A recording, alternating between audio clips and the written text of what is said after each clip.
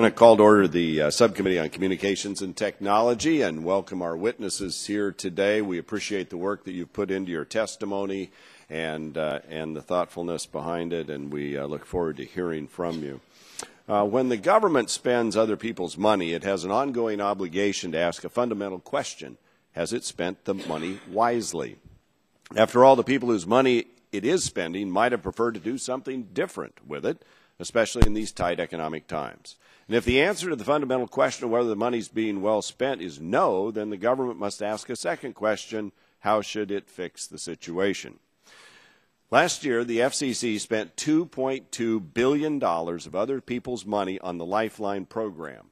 Specifically, it spent $2.2 billion of your money, my money, virtually every American's money, since the Lifeline program and the entire Universal Service Fund is paid for through a charge on phone bills.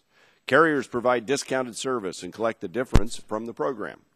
Some give away phones to gain the subscribers and the recurring revenue. But at the end of the day, it's still the same tax-paying people who bear the cost, since 96% of the country has phone service and see a fee on their bill.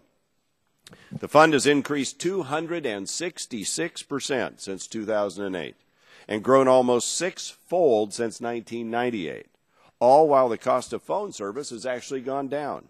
Despite the limit of one subsidized subscriber per household, published reports suggest some subscribers have 8 or more phones with subsidized service, with one woman saying that to get one, quote, she just goes across the street and gets it, close quote. One man has claimed to have a bag full of 20 phones on the program that he sells, quote, for about 10, 15, or 20 bucks, close quote, each. Our hearing today is to determine what can be done to curb these kinds of potential abuses. And it's not clear the money is even really helping low-income families. According to some reports, as many as 41% of those receiving Lifeline support either could not demonstrate eligibility for the subsidy or refused to respond to requests for certification. Moreover, 92% of low-income households have phone service, but only about 58% of those households participate in the program. So many low-income homes apparently obtain phone service without the subsidy. And despite spending $7 billion on the program over the last 5 years, the phone penetration rate among low-income households has only grown 2%, with only some of that growth likely attributable to the Lifeline program, since at least a third of low-income phone households don't use the subsidy. There may be a number of ways to interpret these data and other data, but it certainly does not paint a picture of success. So as far as the first fundamental question goes, there is near unanimity among the FCC, both parties of Congress, and almost anyone familiar with the program, that Lifeline Fund has been fraught with waste, fraud, and abuse, and that the money has not been spent as wisely as it should have been. Now, there's more than enough blame to go around. The path we have found ourselves on was paved by many people, presumably with the best intentions. But it does not change the fact that we're spending large sums of money and probably squandering it, much of it. Which brings us to the second question, which is how to fix the situation. Now, Senators McCaskill and Coburn say eliminate the program. And indeed, as recently as last month, Senator McCaskill concluded, and I quote, that there's just no reason this program should continue given its history of extensive waste and abuse, close quote. Senator Pryor and Congressman Griffin say exclude wireless providers from the program. Congresswoman Matsui, ranking members Waxman and Eshoo, and a number of their colleagues say expand it to broadband. Whatever we do, staying on the present course seems out of the question. To the FCC's credit, the agency has embarked on a number of reforms since 2011. For example, to ensure only eligible households participate and to combat duplicative subsidies to a single household or even a single user, the FCC is moving forward with beefed-up certification processes and creation of eligibility and duplication databases. It's also imposed independent audit requirements on carriers receiving more than $5 million a year in Lifeline funding. The FCC says its efforts will save $2 billion over the next 3 years, but are the steps the Commission is taking enough? With only a 58% penetration rate, the fund may still continue to grow, especially if it's expanded to cover broadband. Should the program be eliminated? If not, should a freeze be put in place until reforms are complete? Should the program be placed under a cap or budget? I note that the 2012 FCC reform order suggested the agency would establish a budget by early 2013. But disappointingly, I see no mention of such a budget in today's FCC testimony. Should subscriber co-payments be required? Should the program be moved to a voucher system so that the subsidy goes directly to the user rather than through a carrier? Should the FCC consider the waivers allowing participation by non-facility-based carriers? These are among a host of questions that many in industry, in the press, in Congress, and the public are asking, and they're among the many issues that we hope to examine with today's hearing. So I thank the witnesses for being here. Your testimony and expertise are welcome, and we look forward to your ideas about this program gone awry. With that, I yield back the balance of my time and recognize the gentlelady from California, Ms. Eshoo. Thank you, Mr. Chairman, for agreeing with our request, the Democrats' request, to hold this morning's hearing on the Universal Service Fund's low-income program known as Lifeline. Started nearly 30 years ago under the Reagan administration, the Lifeline program advances an important public policy goal of ensuring affordable monthly telephone service for tens of millions of low-income Americans.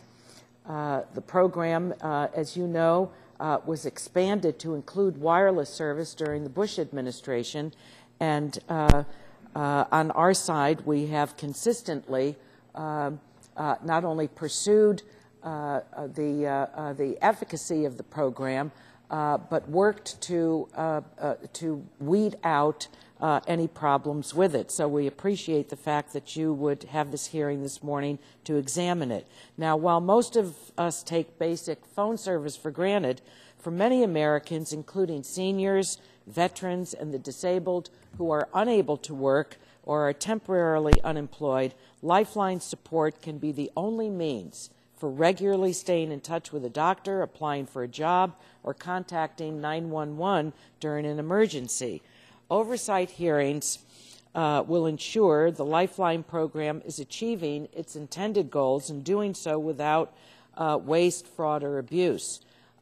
Thanks to the reform measures implemented under FCC Chairman Janikowski, the Commission expects to save more than $2 billion through 2014. These savings have come through common-sense reforms such as scrubbing subscriber rolls of duplicates, requiring proof of eligibility, and de-enrolling subscribers who are not actually using the service. As we look toward the future, the FCC and states must continue to take corrective action as soon as problems are identified. The timely implementation of a national database to ensure program eligibility and prevent duplication must be a top priority. I commend Congresswoman Matsui for her steadfast commitment to a 21st century Lifeline program. In order to compete in today's economy, every American needs high-speed access to the Internet, whether to apply for jobs or receive health care or education. We know this. This is a given fact. The Broadband Affordability Act, introduced earlier this week, creates a permanent program for Lifeline support for broadband, while directing the FCC to ensure accountability for carriers participating in the program. So I want to thank each of our witnesses for the important testimony that you will offer today, the important answers to the important questions that are going to be asked of you, and for your steadfast commitment to strengthen the Lifeline program. I now yield the balance of my time to Congresswoman Matsui of California. Thank you, Ranking Member Eshoo, for yielding me time, and I'd also like to welcome our witnesses here today. It is my hope that this hearing focuses on the facts about the Lifeline program and not the fiction. Up until recently, Lifeline has enjoyed bipartisan support. Lifeline was created by President Reagan and expanded for wireless service by President Bush. Lifeline provides a benefit to many of America's disabled veterans, seniors, tribal areas, and families in Head Start and the school lunch program. In my district of Sacramento, nearly 30,000 of my constituents participate in Lifeline, 17,000 of whom are seniors on fixed income. The Lifeline program must be reformed and modernized in a responsible manner, and it must account for the Internet and innovation economy. Nearly 100 million Americans still have not adopted broadband, which is only more concerning given more than 80% of available jobs in this country now require online applications. To help address the digital divide, along with Ranking Members Waxman and Eshoo, I introduced the Broadband Adoption Act to allow eligible Americans in rural and urban areas to use Lifeline for broadband services. The bill also requires the FCC to implement a national eligibility database to ensure one Lifeline per eligible household. This will prevent the growth of the Lifeline Fund in a responsible manner while ensuring Lifeline is eligible for the millions of Americans who need it. We need to reform and modernize Lifeline, not eliminate it. And I yield back the balance of my time. Gentlelady yields back the balance of her time. We now recognize the Vice Chair of the full committee, the gentlelady from Tennessee, Ms. Blackburn. Thank you, Mr. Chairman, and I want to welcome all of our witnesses. We are pleased that you are here because this is a program that we're hearing quite a bit about. The Lifeline program, it was started with good intentions. And bear in mind, now it is a $2.2 billion expense. When it started in 1984, it was a $380 million program. So this is the kind of explosive growth that this program has seen, and it's why so many of our constituents are questioning the program and are questioning the use of Obama phones, as they are commonly called. And I think that what it has come to be is more or less a symbol of the mismanagement, not only within this program, but with the entire USF and the FCC's budget. So there are plenty of questions that are springing up around this. What you're going to hear us focus on is accountability. You know, this is an administration that said, we want to be transparent, we want to be accountable, we want to be the best at that. And we're repeatedly shown mismanagement and lack of transparency and a shuttling, if you will, of accountabilities. And so we do look forward to reviewing this. Should it be reauthorized? Should it be wound down? Should it be eliminated? How do we hold it accountable? What reforms should go into place if it is allowed to stay? I think if it were up for sunset today, that many in this Congress would view and vote to take it down because of the mismanagement that is there. I think that also the qualifications for individuals that are enrolled in the program, making certain that there is vetting and verification done for the individuals that are enrolled in that program. Also, questions that you get are the ones that are receiving the phones, are they obligated to use those phones on the networks of the carriers from whom they've received the phone, or can they unlock their subsidized phone and go onto their own private networks? I even had one constituent, after it came out that the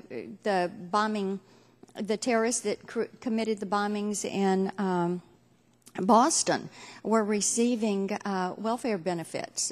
Were they in this program? I think those are the kind of questions that our constituents are asking, and we turn to you to be able to get those answers and to look for the way to reform and to hold this program accountable. I thank you so much for your time, and Mr. Chairman, I yield back.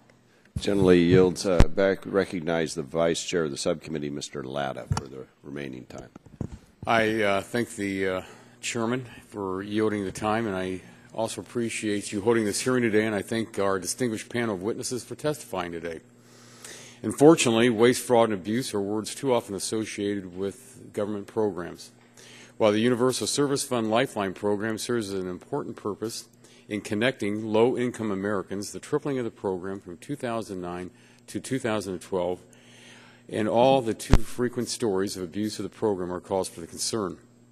I do commend the FCC for the reforms adopted in 2012. However, I have concerns that the program is still on an unsustainable path. I look forward to hearing more about the implementation of the Commission's reforms and if additional actions need to be taken. Since all Americans are vested in the program through a surcharge on their phone bill or through participation in Lifeline.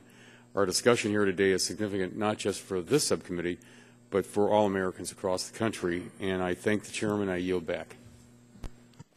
Gentleman yields back. Anyone else on the Republican side want the remaining 56 seconds? If not, all times yield back on our side. We'll turn now to the ranking member of the full committee, Mr. Waxman, for 5 minutes. Thank you, Mr. Chairman. Last month, I joined with my colleagues, Representative Eshoo and DeGette, to call for a hearing on Lifeline. We asked for a hearing because we believe bipartisan oversight can strengthen this important program, and I thank Chairman Walden for agreeing to hold this hearing.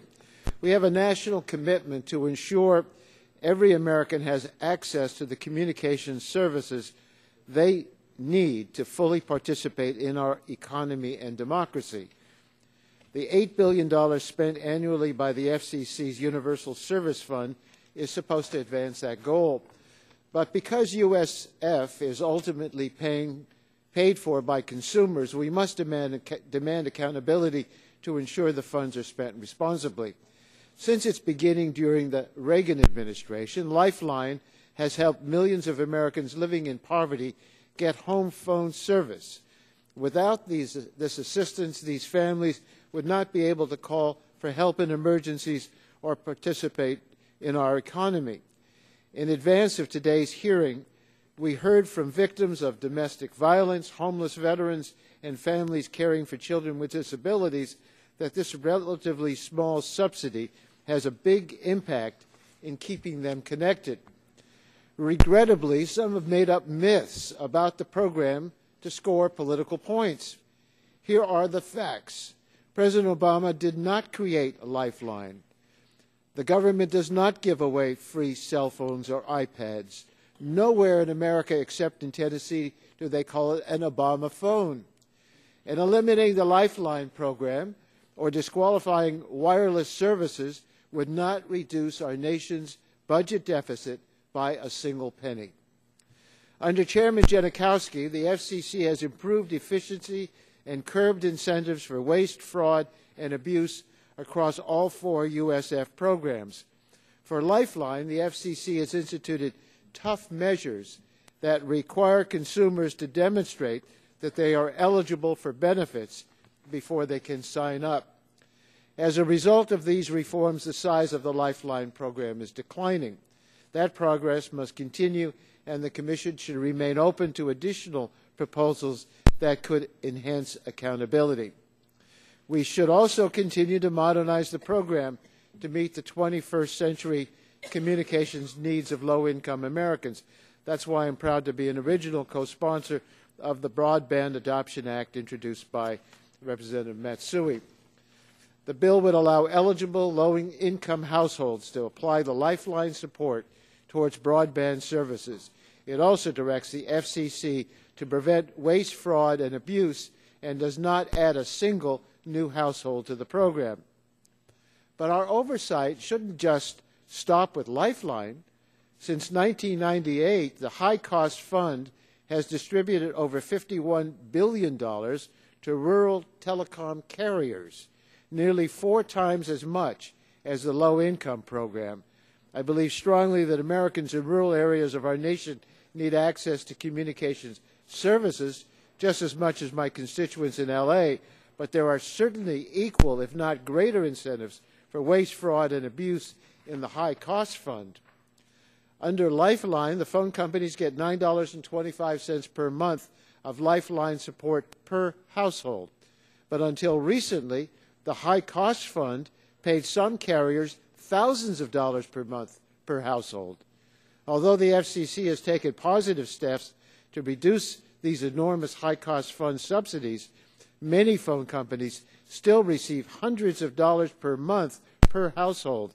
And unlike the Lifeline program, one high-cost household can have multiple subsidized lines. A low-income family of 5 in Los Angeles is allowed one Lifeline phone to share as an economic unit. In contrast, a high-cost household in Arkansas is eligible to have multiple subsidized lines going to one address. The low-income family is eligible for a discount of $9 per month, while the household in Arkansas is eligible for subsidies up to $250 per line, with no limit on the number of subsidized lines. And the Arkansas subsidy is available regardless of household wealth. Now, I'm not opposed to oversight of the Lifeline program. In fact, I was one of the members who requested this hearing. But I am opposed to those who want to turn this into a partisan issue or to pick on subsidies to low-income families while ignoring the even larger subsidies their constituents receive. Thank you, Mr. Chairman. I look forward to hearing from our witnesses. Gentleman's time's expired. We'll now go to hear from our witnesses. And first up is Julie Veach, who's the chief of the Wireline Competition Bureau, Federal Communications Commission. Ms. Veach, we're delighted to have you here. Please pull that microphone pretty close to you, uncomfortably close. Turn the button on, and you're set to go. Good morning, Chairman Walden, Ranking Member Eshoo, and members of the subcommittee. And thank you for the opportunity to address the FCC's reforms to the Lifeline program. For more than 25 years, the Lifeline program has helped ensure that the neediest among us have access to basic telephone service, a gateway to finding a job, accessing health care, connecting with family, and calling for help in an emergency. The program was originally designed for old-fashioned wireline phone service. In the 2000s, as consumers increasingly adopted wireless services, the program adapted to support wireless service for low-income families. But adequate protections were not put in place, and the Lifeline program became a target for waste and abuse. Seeing the facts, in 2009, the Commission started overhauling the program to root out waste, fraud, and abuse, and to modernize it to meet the communications needs of low-income Americans. Building on recommendations from the Joint Board on Universal Service, in 2011, the FCC initiated comprehensive Lifeline reforms. The reforms are expected to produce $2 billion in savings through the end of 2014. In addition, for the first time, the Commission adopted clear goals for the program, ensuring the availability of voice and broadband services for low-income Americans and minimizing the burden on the consumers and businesses who pay for it. Let me walk you through the major reforms. First, the Commission took steps to ensure that only one eligible consumer per household participates in the program. Our rules now require that low-income consumers prove eligibility at the time of enrollment. We are working closely with states and other federal agencies to automate this process. The FCC also put in place an annual recertification requirement to ensure that only eligible subscribers remain in the program. This reform alone is projected to save $400 million in 2013. We've also been working since 2010 to eliminate duplicative Lifeline support.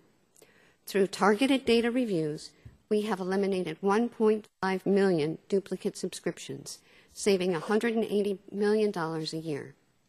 In addition, the National Lifeline Accountability Database, which will be operational by the end of the year, will permanently detect and prevent duplicative support.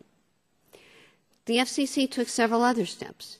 We eliminated link-up support to providers offering service on non-tribal lands, support originally intended to defray the cost of dispatching a technician. This reform resulted in savings of over $93 million last year. The FCC also adopted new oversight and auditing requirements, and we are actively enforcing our rules. Recently, the FCC's Enforcement Bureau pursued cases against 2 providers that resulted in an enforcement action over $1 million and issued nearly 200 warnings to individuals, notifying them that they violated the program rules.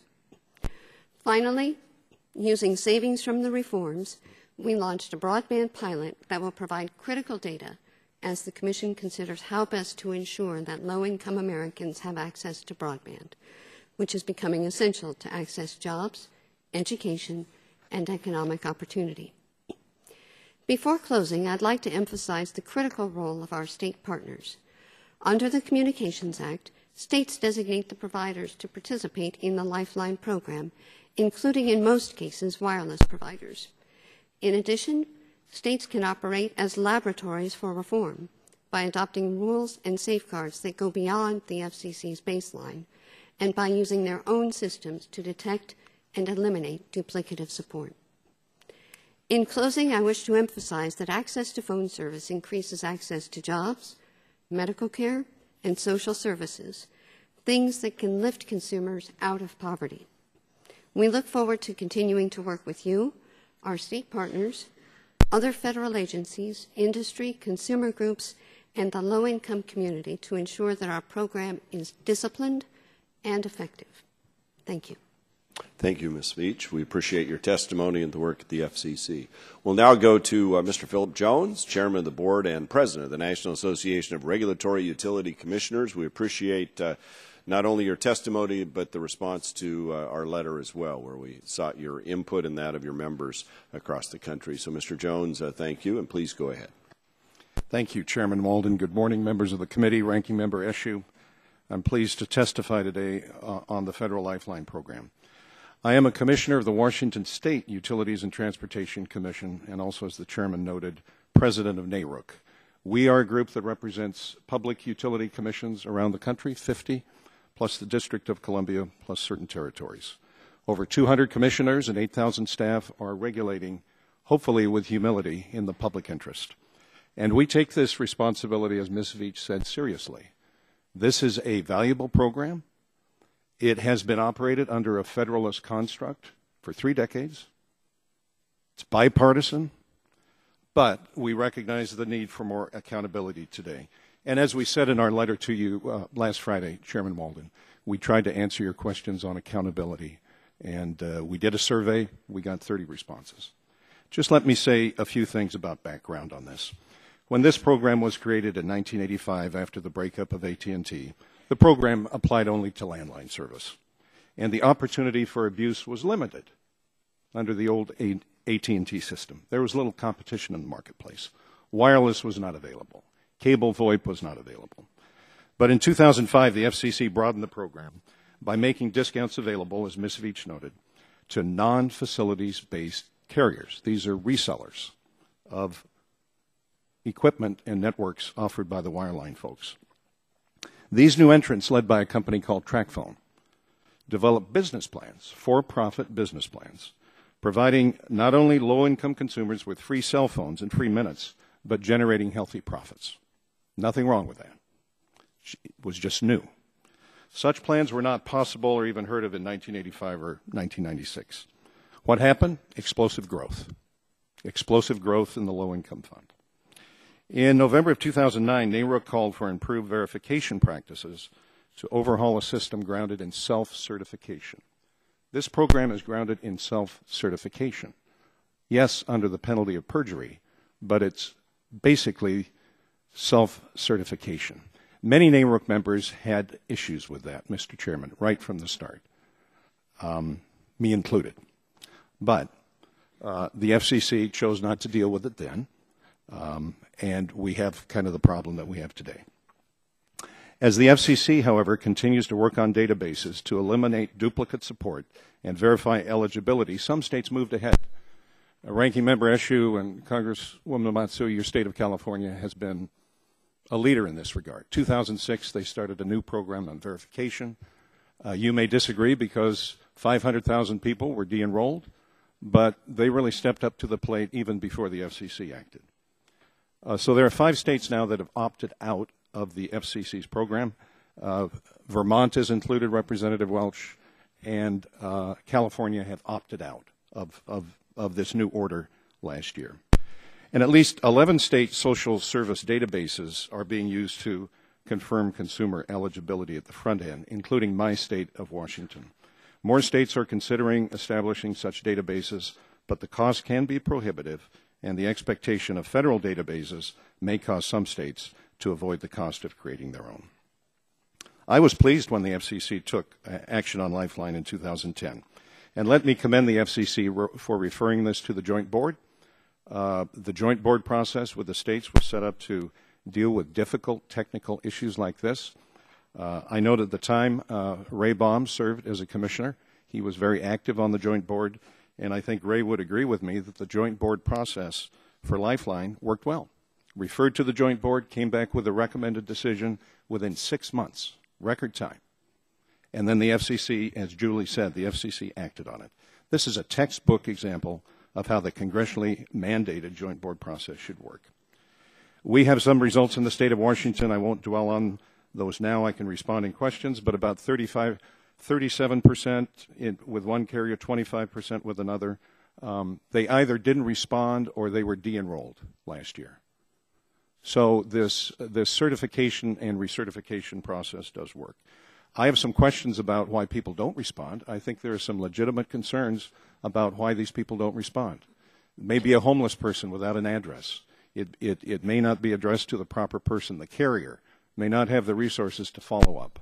And I think legitimate people who qualify at 135% of the federal poverty guidelines should get this service. So in closing, I think it's a valuable program. I commend Julie and the FCC staff. They worked hard on this. As I said, this is a shared responsibility. States, FCC, carriers, low-income groups. So I look forward to the questions and answers. Thank you. Thank you, Mr. Jones. We appreciate, again, the work of your organization and you personally. We'll now move to Ms. Jessica Gonzalez, who's the Vice President of Policy and Legal Affairs for the National Hispanic Media Coalition. And Ms. Gonzalez, we're delighted to have you here today. Please go ahead with your testimony. Thank you, Chairman Walden. Go ahead and push that little button there. There you go. Thank you, Chairman Walden. Ranking Member Eshoo, members of the subcommittee, I'm Jessica Gonzalez of the National Hispanic Media Coalition. We're an organization, a nonprofit organization that scrutinizes telecommunications policies through the lens of how they impact Latinos and other people of color. The question posed by today's hearing is whether the Lifeline program is money well spent. I answer with a resounding yes. Lifeline has an important goal to ensure that all people have access to affordable communications. It is a treasured tool that achieves broad societal goals such as upward mobility. It positively and directly affects our economy, employment, health care, public safety, strong families, civic participation, and education. The idea that we as a country should remove barriers so that all people can access communications is not a new one. In fact, the concept dates back to the Postal Act of 1792. Lifeline's roots are in the Reagan FCC, which created Lifeline at the behest of a bipartisan group of congressmen and senators. In the Telecom Act of 1996, Congress further codified the concept by establishing the Universal Service Fund, stating that consumers in all regions of the nation, including low-income consumers and those in rural, insular, and high-cost areas, should have access to telecommunications and information services. And in the aftermath of Hurricane Katrina, the Bush FCC used USF monies to support prepaid wireless service and ensure that those displaced by the storm would stay connected. Lifeline now provides phone service to more than 15 million people. Who are these people? According to one provider, most of them have an annual household income of less than $15,000 per year. Nearly a third are over the age of 55, and over a third are disabled.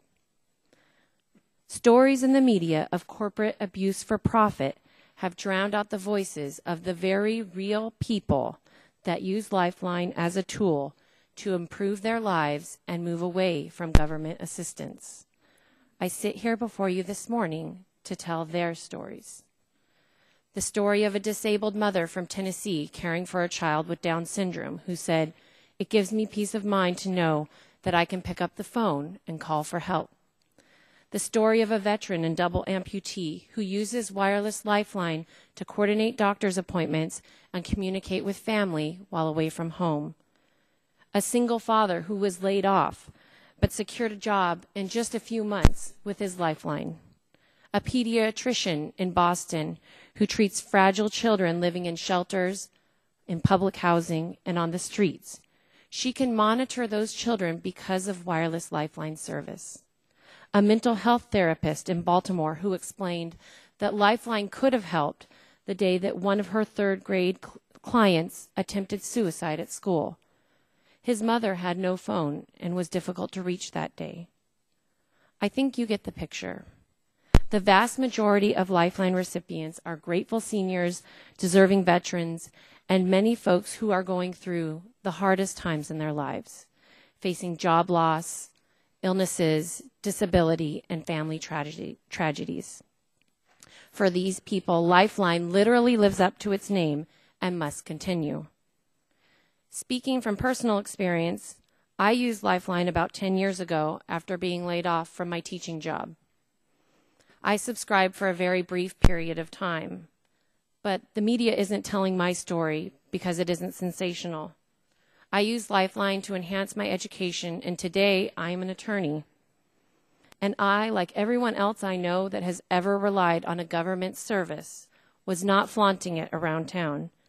In fact, if anything, I was embarrassed about it. I wanted to get off the assistance as soon as I could and never look back. And that's what I did until today, when I realized that voices like mine are going unheard to the detriment of this important program. So yes, Lifeline is money well spent. Thank you, and I look forward to your questions.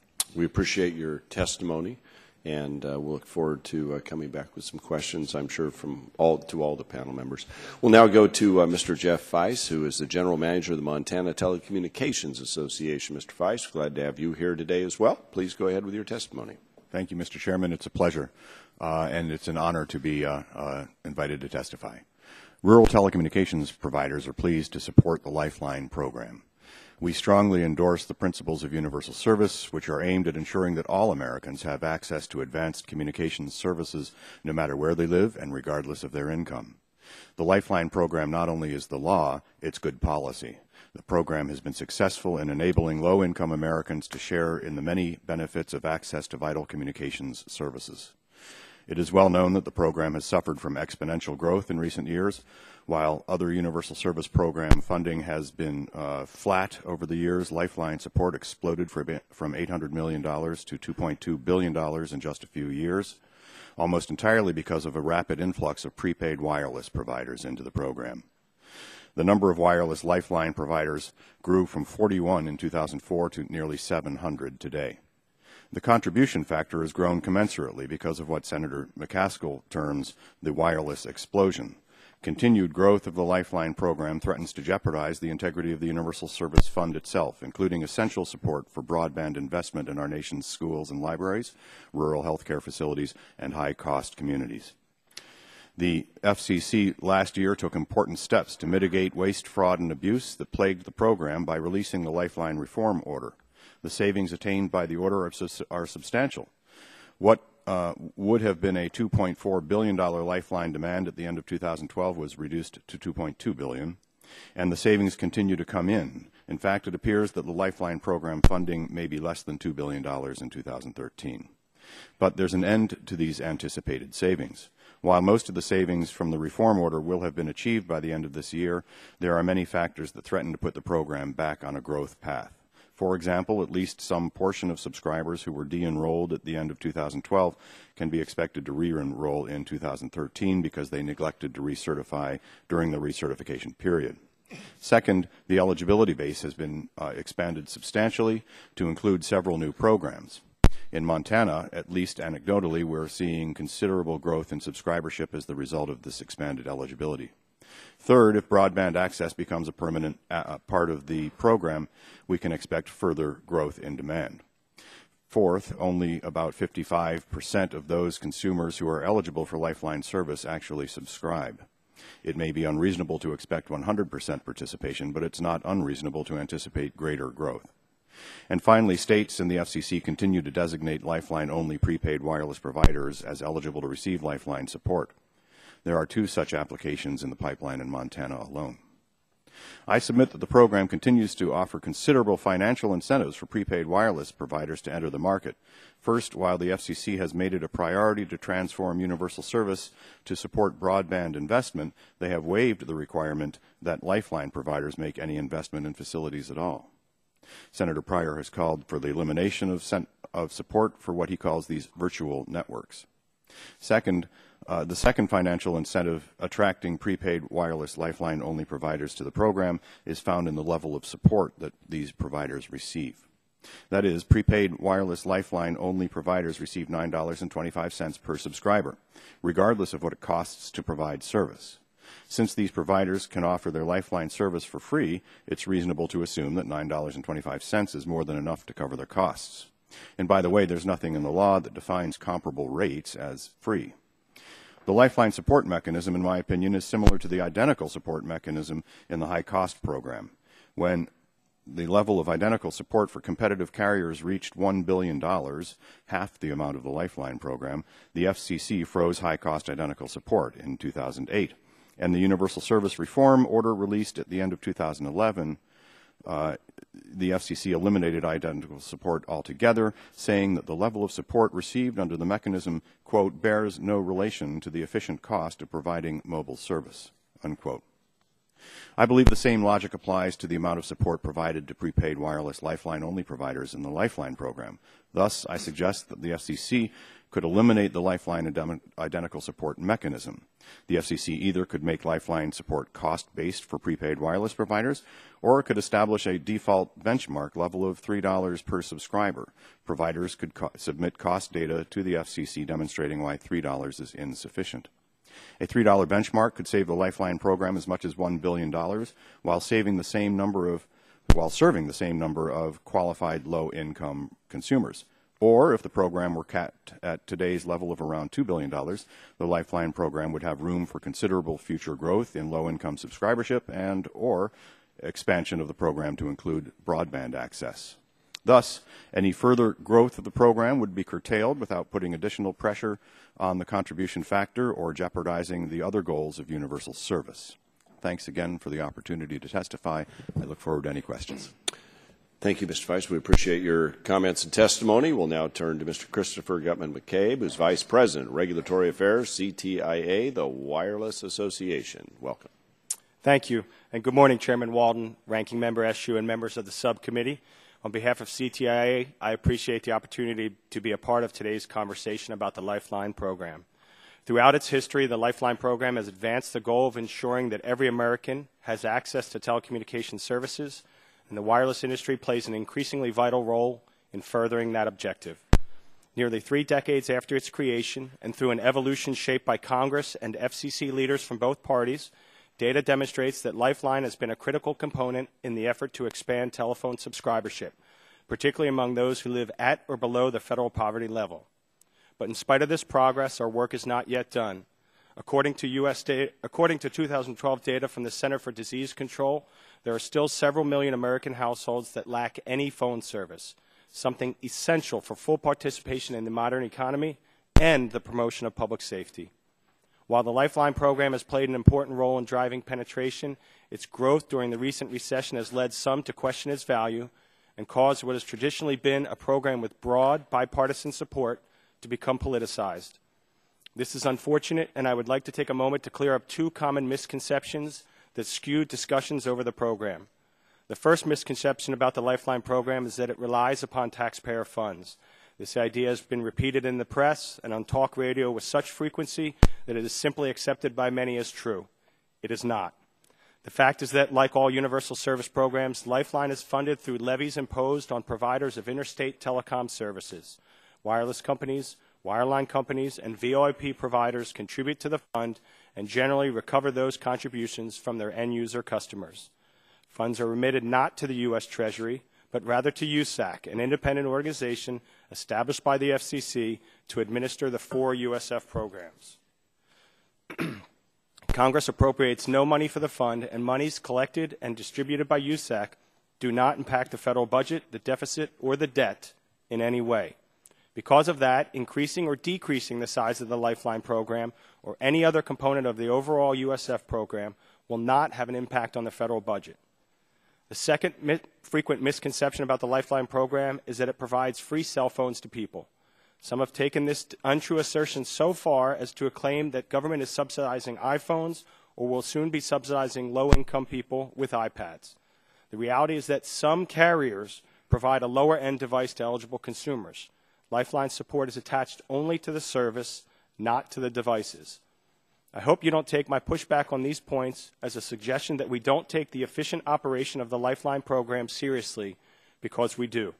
The fact is that wireless consumers provide nearly half the funds that are collected for USF, and thus CTI's members are very interested in ensuring that all USF programs are run efficiently and with full accountability. Because CTI is committed to the responsible stewardship of the Universal Service funds, we supported the FCC in its efforts to enact new Lifeline accountability measures. These reform measures include rules eliminating Lifeline support for more than one connection per household, a new monthly usage requirement, new standards for determining Lifeline eligibility, and new requirements for ETCs to review Lifeline subscribers' eligibility, something carriers previously were prohibited from doing. The FCC also committed to the creation of a database to prevent duplication of support across carriers in real time, as well as to create a nationwide eligibility database to ensure that only qualified consumers receive benefits.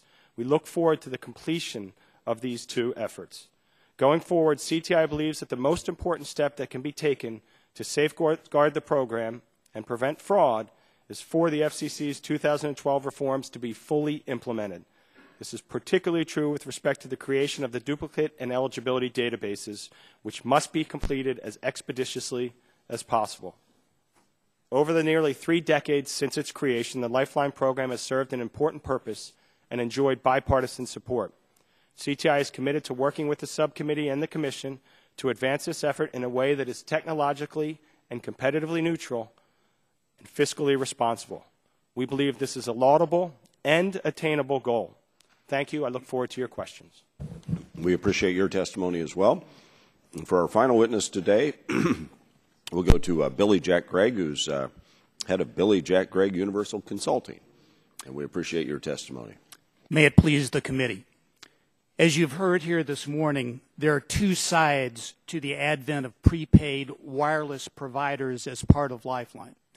On the one hand, prepaid wireless service has been the most successful measure ever adopted to expand Lifeline service to low-income consumers. On the other hand, prepaid wireless service has opened the door to numerous abuses and caused a rapid rise in the cost of the Lifeline program. Some states currently have Lifeline subscribers far in excess of the eligible number of households.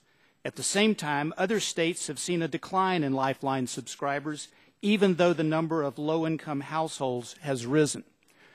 The first slide you're looking at today shows graphically the increase in the low-income fund since 2006. Prior to 2008, the line that you see went off to the left in almost a flat manner. But then beginning with 2009, with the advent of prepaid wireless service, we see the rapid escalation, almost a tripling to $2.2 billion.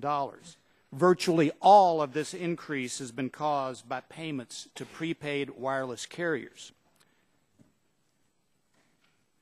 Now, currently, payments from the fund average 58% of its potential maximum size based on the number of low-income households in each state. However, Lifeline payments to the states vary widely. 6 states currently receive more in low-income support than the potential maximum indicated by the number of low-income households in those states. And these are shown as at the top of the slide. These states are Oklahoma, Maryland, Alaska, Louisiana, Arkansas, and Georgia. On the other end of the spectrum, the 6 states at the bottom of the slide currently receive only 10% or less of their potential support: Montana, South Dakota, Nebraska, Colorado, Hawaii, and Wyoming. The greatest increase in Lifeline subscribership has occurred in Maryland. In the third quarter of 2009, there were only 6,504 Lifeline subscribers in Maryland, representing only 2% of the eligible low-income households in that state. By the third quarter of 2012, the number of Lifeline subscribers in Maryland had risen almost 100-fold to 645,000. Moreover, the current number of Lifeline subscribers in Maryland is almost double the number of low-income households in the state, as shown by the graph. The dashed red line is the number of eligible low-income households. The blue line is the number of Lifeline subscribers by quarter. I would note, however, that in the last quarter shown, that the number of subscribers dropped by 100,000. This is the first quarter that the FCC's reforms took effect. We can expect to see a continuation of this trend as the quarters progress. In spite of the nationwide increase in Lifeline subscribers over the past 3 years, the number of subscribers in 11 states actually declined, with the largest drop occurring in California, traditionally one of the largest recipients of Lifeline support. Over the past 3 years, California has lost almost 500,000 Lifeline subscribers. At the same time, the number of low-income households in California has risen by over 400,000. Once again, you can see the dashed red line is the number of eligible households, the blue line the number of Lifeline subscribers. The FCC decisively addressed numerous flaws in the low-income program in its 2012 Lifeline Reform Order. In order to build on the positive aspects of prepaid wireless Lifeline service, while at the same time guarding against further abuse of the system, the following additional measures should be adopted. 1, the low-income fund must operate within a budget like all the other constituent funds of the Universal Service Fund. 2, the overall budget for the low-income fund should be composed of caps on support to individual states. If demand in a particular state exceeds the cap, then payments to carriers in the state should be proportionally reduced to fit under the cap. 3rd, the FCC should conduct multiple pilot programs to determine whether a required minimum contribution from Lifeline recipients is appropriate, and if so, at what level. 4th, the FCC should explore ways to provide incentives for state involvement in providing Lifeline service to as many eligible customers as possible. 5th, the Lifeline subsidy should be portable, and recipients should receive the same level of subsidy regardless of the service they choose: landline, postpaid wireless, prepaid wireless, or broadband. And finally, federal and state governments should continue to promote participation by the low-income customers in the Lifeline program by removing barriers to participation and encouraging automatic enrollment. In order to continue the public policy success of the Universal Service Fund and the Low-Income Fund, we must continue to support access, not excess. Thank you. Mr. Gregg, thank you for your testimony and for the charts, graphs, and data behind them, and for your recommendations. We'll now, and I want to thank all the witnesses for your testimony again. I'll start out with questions. Ms. Veach, in the Lifeline Reform Order, the Commission stated the reforms would put the Commission in a position to determine the appropriate budget for Lifeline in early 2013. Well, we're kind of into early 2013. We're about out of early 2013. What's the status on the budget? When will we see that? Thank you, Mr. Chairman. And as you say, when the Commission adopted the reforms in 2012, the Commission unanimously determined not to put a budget on the program until it had an opportunity to assess the impact of the reforms. Rather, the Commission adopted a savings target for 2012, which, as the Bureau reported, we exceeded. And at the same time, the Commission wanted to assess the reforms and also has sought further comment on what the optimal rate should be. So the specific timing of when the Commission will move to a budget is up to the Commissioners. Is what? When? It's up to the Commissioners. So in other words, you don't know when we're going to see a budget. We continue to assess the impact of the reforms. I don't mean to be rude, but the order said early 2013. We kind of expect the FCC to follow its own timelines there. And so we'll keep pressing for that budget because I personally think that's important to have. Do you all, I just quickly down the other, on kind of a John Dingell yes or no answer, do you think it's important for the FCC to develop a budget in this area, Mr. Jones? Yes. I think it's important to have a budget, but before we adopt a budget, this is a very technical and complex program, and I would urge the FCC to work with states that are reforming it. I think we proposed 15 ways you could prohibit activation of phones. You could cut them off at 75% benchmark for reactivation. There are ways, instead of a top-down approach, a bottoms-up approach that may work. All right. Ms. Gonzalez, real briefly here on budget. Yes, no? Yes, but I think first the FCC needs time to assess the reforms, and we wouldn't want it to set an arbitrary number that would cut anyone off from service. Mr. Weiss? I agree, yes. McCabe? I think, echoing some of the earlier points, we need to see what the status is of the reforms, and I don't think this is simple. I mean, I think when you look at what do you do with the next person who becomes unemployed, if you set a budget that limits the amount of support, right, you have a difficult decision to make. Mr. Gregg? Yes, the total maximum size of the non-tribal Lifeline Fund right now would be $2.9 billion if every eligible household received a year's worth of subsidy at $9.25. However, there's different ways you can cut that. You could establish a two-tiered system where the federal government would supply up to $2 billion of Tier 1 support, basic fundamental support, and then an additional $500 million if the states would match it. This would provide strong incentives for the states to pony up some money to help support Lifeline service. Currently, the reforms may have had the unintended impact of reducing incentives or creating counter-incentives for states to participate. In fact, Colorado just eliminated their Lifeline program about 3 weeks ago, in part because of the perception that the federal government is now paying the entire cost of the program. So I want to ask perhaps you, Mr. Gregg, or Mr. Jones, about the $9.25 rate. Where does that come from? Is that evaluated on a regular basis? Is it an accurate rate? The $9.25 is simply an average of what was paid out at the time the FCC adopted their reform order in 2012. Okay. It had been made up, and as people explained earlier, originally the Lifeline subsidy was to offset the subscriber line charge that was imposed when the Bell system was broken up in the early 80s.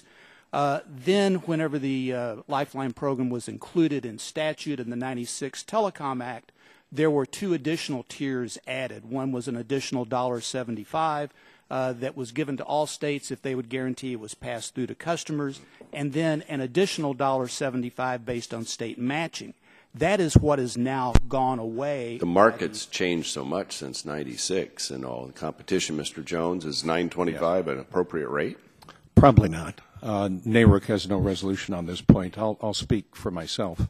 When TracFone became before us for a prepaid wireless ETC designation, my commissioner staff and I asked the TracFone people a lot of questions on what does it actually cost to provide this service. And they refused to give us any information. Why? Because under law we have no jurisdiction over wireless carriers, and the FCC rules do not permit a cost-based determination. So it kind of places states in a difficult position to decide whether or not it's cost-based or not. So the FCC just, as Billy Jack said, they did an averaging of the SLIC, the 625 plus. Do you have any comment on this, Mr. Weiss? I think Commissioner Jones summed it up there. We don't have the data, but it appears. So we don't know whether 925's a lot, not enough. But, boy, it sure seems like there are a lot of entrants in the non-facilities-based. Well, just based on the evidence, I mean, we can have an argument about competition in a subsidy market, but this is true competition in a subsidy market, and I would conclude that the non-facilities-based ETCs are making a substantial margin on the service. There's a fine line between competition and gluttony here, I think, so we have to watch for Correct. that. I'm going to turn now to my colleague from California, Ms. Eshu. Thank you, Mr. Chairman. First, I'd like to ask for a unanimous consent request to submit for the record.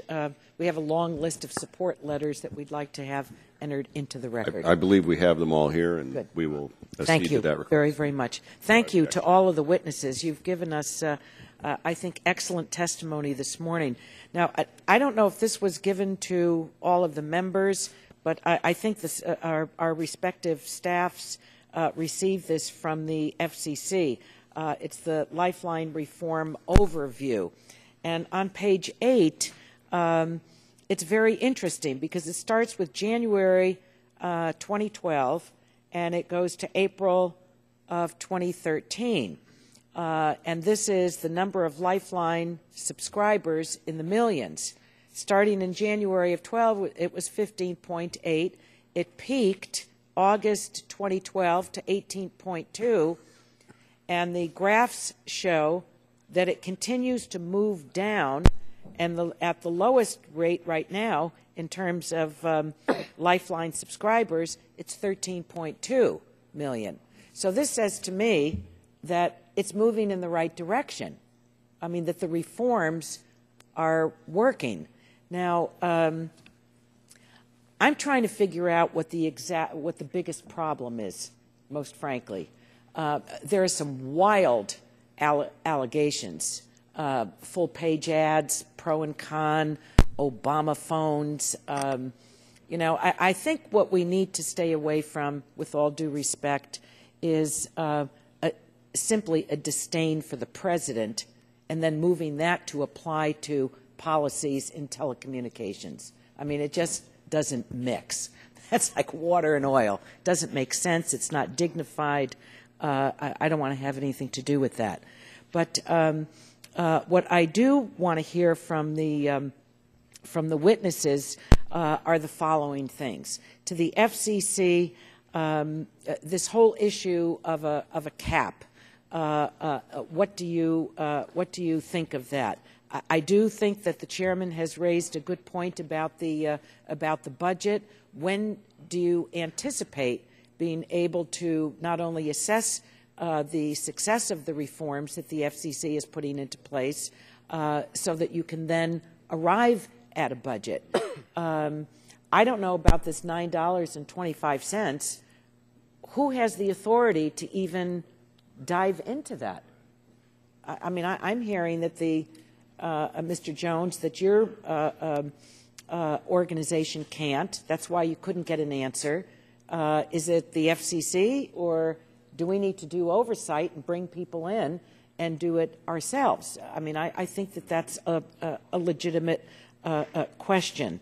I also, to Mr. Gutman-McCabe, as you know, I strongly support cell phone unlocking, so consumers can switch carriers while keeping their existing phones. Given that the Lifeline program only subsidizes service and not the device, I don't know how many members know this, but the government does not provide any device. It's most frankly, the wireless industry. I mean, everything is moving to wireless anything. That's why we're trying to find more spectrum to support all of this. The wireless industry advertises, right? Correct. I mean, yes. You promote this. So yes, Congresswoman. I mean, I think that you know, that such a policy would enable support dollars to go further and expand the use of the universe of phones that can be used with the program. So I'd like to know what you think of that. So maybe Ms. Gonzalez, you want to comment on CAP. So why don't we start with the FCC? Maybe Mr. Jones, you want to comment on the several items I raised, Ms. Gonzalez, and Mr. Gutman-McCabe. So why don't we go quickly? I've got 32 seconds, but I think the chairman will let you answer. But thank you, Ranking Member. Got it all in. The issue of the cap is tied to the issue of what the optimal subsidy amount should be.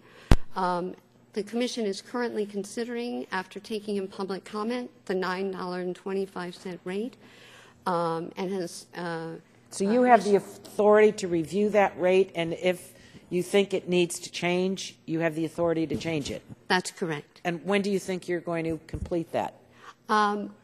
I can't speak as to when the Commissioners this year would vote on that. It's just not within my ability to say. Can you get back to us on that decision is highly relevant to what the budget for the program should be. Can you get back to us on that? I will do so. Thank you. Mm-hmm. Thank you. Just quickly, NARUC does not have a position whether the 925 is appropriate or not. As I said, we operate through resolution. We have 2 resolutions on point. But speaking for myself, I think Julie hit the nail on the head. They do have the authority. It has to go to the 5 commissioners or 4 commissioners, whatever it's going to be right now with the chairman leaving.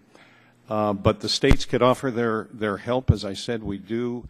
I think certain states have had better luck than we have in getting a composition of rates. And as Mr. Feist said, in Montana, certain states may help out. So this may be worthwhile to refer the issue to the joint board, again, on universal service to work out some of these details.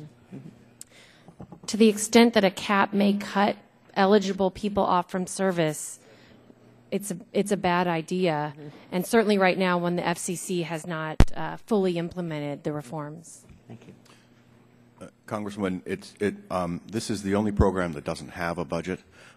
And ironically, one could argue that the FCC actually did it right with Lifeline to implement reforms first, see how the reforms work, and then determine what the appropriate level of that program is. They have not done that with the other 3 programs. I wish they had, but they haven't. So it's probably time to consider a budget and work from there. Thank you. Congressman, I think it's fair to point out there has been a lot of discussion and debate about the provision of phones. The carriers subsidize the phones themselves, and I have 2 here, and I brought them just so people can look. These phones will not make you the envy of your friends and neighbors, okay? They're kind of circa 2000 at best. Hopefully you can't see who the manufacturers are so I don't get myself in trouble. But the reality is these are not the phones that get you advanced access to, to communications of the future. They're $19.95 at retail at most. They're designed to do exactly what the program was designed for, which is to get you access to basic telecommunications. So anyone wants to see them after, I'm happy to bring them to you. But you can see we're not talking iPhones, we're not talking iPads, we're talking basic service, and that is funded by the carriers who participate in the program. Thank you.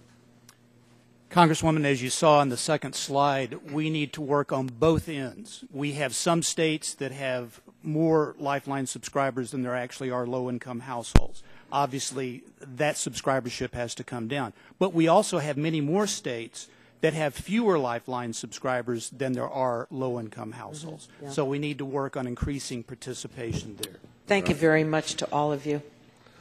Okay, we'll now turn to the Vice Chair of the subcommittee, the gentleman from Ohio, Mr. Latta. Thank you, Mr. Chairman. And again, thank you very much to our panel for being with us today. It's been very, very informative. And again, thank you for being here. Mr. Jones, if I could start with you, if I may. In your testimony, you listed a number of additional reforms that the NARUC members have suggested would improve the integrity of the Lifeline Fund, including consumer co-pays, a return to the requirement that carriers have their own facilities, reforms to the marketing practice of Lifeline carriers, and procedural requirements for carriers enrolling new Lifeline customers. Could you elaborate on those suggestions? Thank you. Yes, I could. Again, NARUC operates by resolution. We do not have resolutions on point on these 15 recommendations that we made to you. We want it to be responsive. So these are ideas for your consideration, you and your staffs. But speaking for myself, I'll mention 3. The National Duplicate Database is really important to get up and going. I would encourage the subcommittee to have strong oversight on Ms. Veach's program. USAC announced this week that they were going to finish the duplicate database by the end of the year.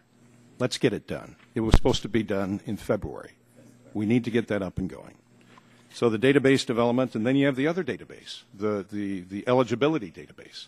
That's going to be more complex because the order, as you know, introduces 3 more benchmarks, including low-income energy assistance, to feed into this massive database for the initial eligibility. So it's very important to get that eligibility database up and going. The other thing I would urge them to do is rescind the blanket forbearance on the facilities requirement given to prepaid wireless carriers. This was done in 2005. The FCC could rescind that. If the subcommittee plays a useful role in providing oversight, that's something you could do. The other thing you could do is prohibit activation of a handset before the initial eligibility is done. It doesn't make sense to me, again, speaking personally, for a handset to be activated before either a state database or a national database is queried. You have the 4 last numbers of the social security number, or you have a subscriber ID. I mean, this is just kind of common sense business. and database. You should be able to develop a system to query, and if that person is a duplicate, you can get it at the front end and not activate the handset. Those are three. Okay, thank you. And Mr. Gutman McCabe, if I could turn to you. Senator Coburn brought to light some disturbing press coverage out in Oklahoma of people with multiple subsidized cell phones. I guess the question is, how widespread of abuse is this, and is the problem related to vendors who advertise free cell phones in low-income neighborhoods? And what is the industry doing, if anything, to combat that problem? And what is or could the FCC also be doing to curb that abuse? Sure. Thank you, Congressman. Well, first of all, I think at times people tend to conflate bad actors and MVNOs, people that don't have networks, and conflate MVNOs with bad actors. There are a lot of non-facilities-based carriers who are actually good actors, do a very good job with this program, as Mr. Gregg suggested, actually moved services out to people who otherwise wouldn't get them. The reality is there are some bad actors in this program, and one thing you'll hear from us, and you may hear me say it depending upon how many times I'm asked, is if we can have responsibility, efficiency, and accountability in this program, we're all for it. I mean, 100%. We think it needs to happen. There can't be states like Mr. Gregg suggests that have significantly above 100% participation above the poverty level. So for us, we want a program that is smart, intelligent, well-targeted, that allows for a range of technology-neutral participants. If companies decide that they want to subsidize a relatively inexpensive phone to allow the person to get access to it, I don't think that's much different than someone who gets a free landline phone as part of their landline service. So looking at wireless differently, I find it concerning because it's no different than I don't pay for my landline phone, in essence, in my house, which I still happen to have. It seems to be moving towards the minority. But we're here talking about potentially removing wireless from the program at the same time that all of us are reading articles about the overwhelming majority of people are beginning to move away from a landline phone.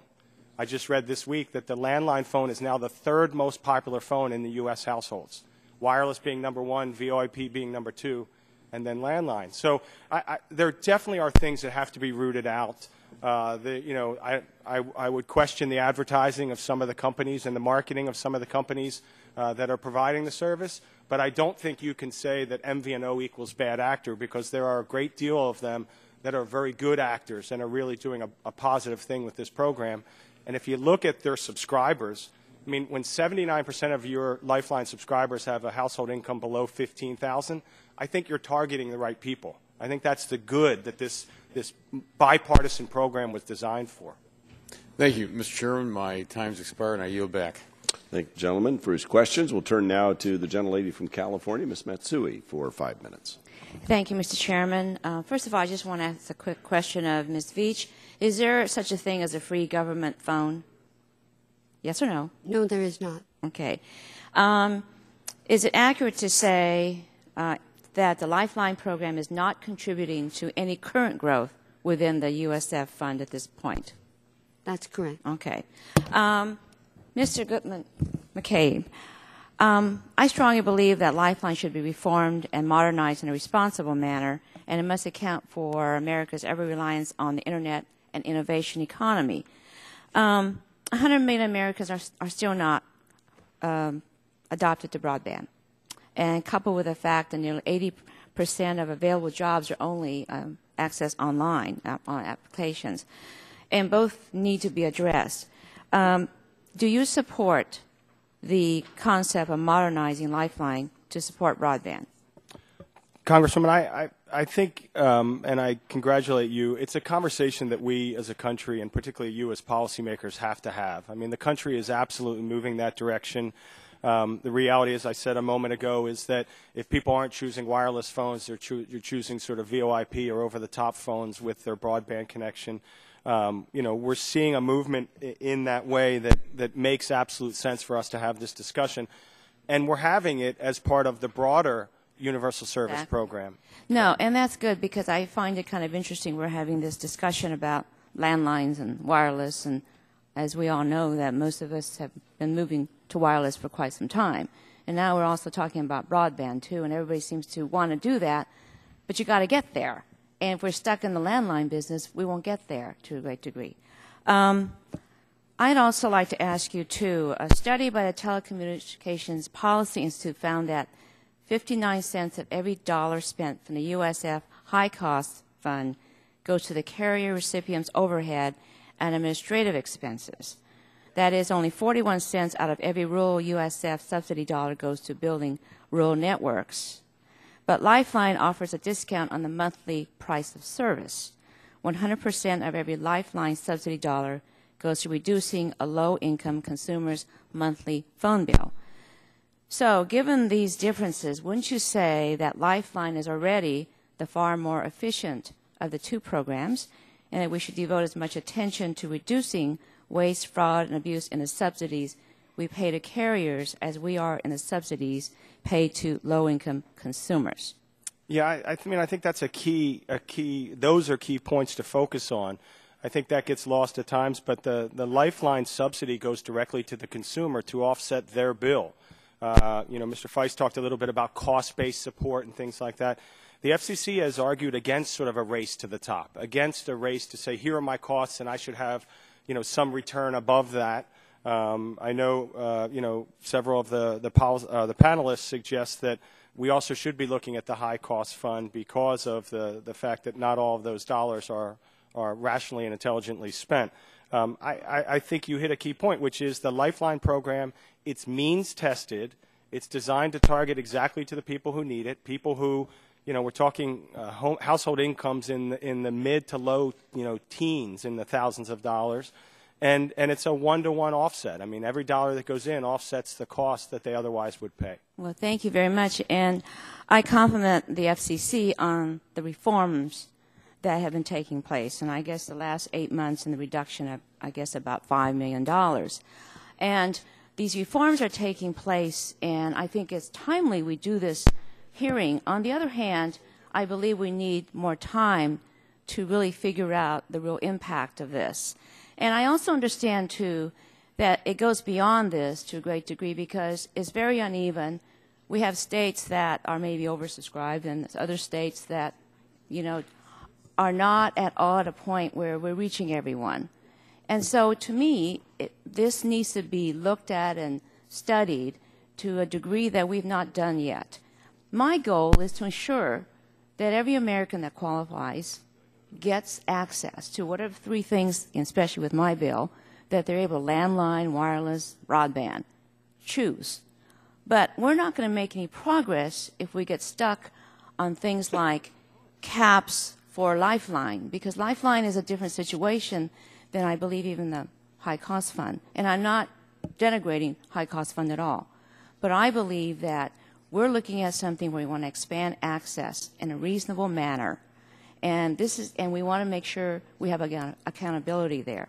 So I ask each of you, if you're agreed upon that, the Lifeline needs to be expanded in a reasonable way so we capture more of the qualified households and not get into a fight about whether or not they're doing the right thing or not. Are you all agreed that we need Lifeline? Yes. Yes? Yes. Yes. Yes. Yes, and we should focus on the customer rather than the carriers. That's why we should have a straight subsidy, whatever the level is, and let the customer apply it to the service that they choose that meets their needs. In that way, their choices will drive the market. Okay, you all agreed on that one? Yeah, I think Mr. Gregg's conclusion, access versus excess, was well said. Congresswoman, Okay. just with the proper accountability in place. I understand. We have some strong concerns about the high-cost fund being at $4.5 billion. We think that's appropriate, too. Okay, well, thank you very much. I'm sorry, Mr. Chairman. It's all right. Thank you. Good to get the answers. We'll turn now to the gentleman from Illinois, Mr. Shimkus, for 5 minutes. Thank you, Mr. Chairman. It's a great hearing. I like the terminology access, not excess. I think a lot of us will use that. Mr. Gregg, thank you for that. I actually appreciate the minorities handing me the letters and all this documentation. I did go to one comment from Illinois. It said, make it more efficient, don't drop it. There's a reason it's called Lifeline. So that's where we need to go. But I don't think you all understand the anger that's out there in America over this. I live right next to St. Louis, Missouri, so Senator McCaskill's responding to this anger of a free phone. And to say it's not a free phone is not accurate. It is a free phone. Someone gets a phone, and they get minutes, and they don't get billed, for the most part. And in this day and age, people really have a hard time understanding it. So you all are supporters of this. You're doing a terrible job of marketing it because you have lost the public opinion war on this.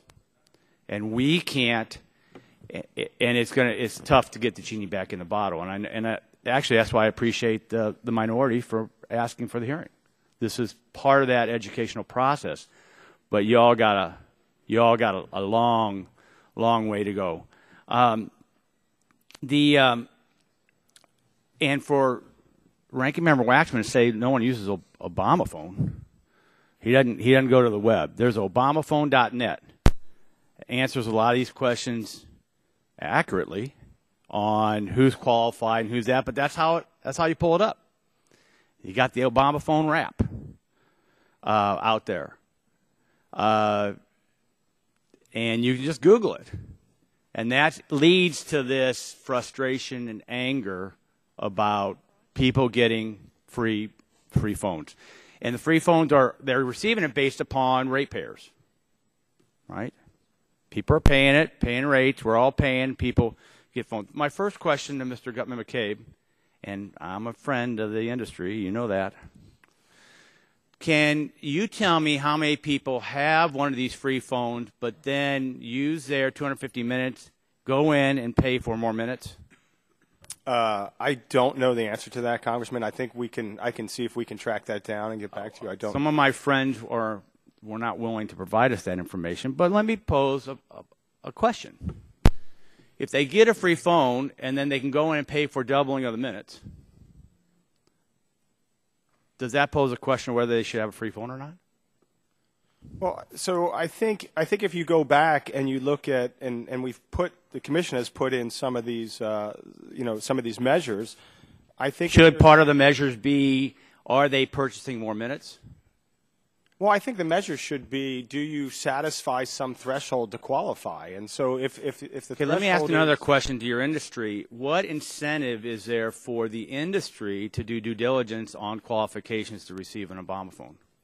Well, in the past, not only was there not, I won't say there was not incentive, we weren't allowed to do eligibility requirements. And that's a problem. It was self-certification. Right. But in 2010, we pushed for this. So this is not something that came about on its own. This is something we fully endorse and strongly believe and continue to push the Commission for an eligibility database and a duplicates database. Because I agree with you. We're not winning the PR discussion. It's about having something that's efficient and accountable and yet still works. Let me give you the exact thing. We're going to have issues with young new staffers here in Washington, D.C., and we're going to get to offer them, because of the income qualifications, they'll be able to qualify for a free phone based upon how some of us compensate our employees and our staff, and Medicaid.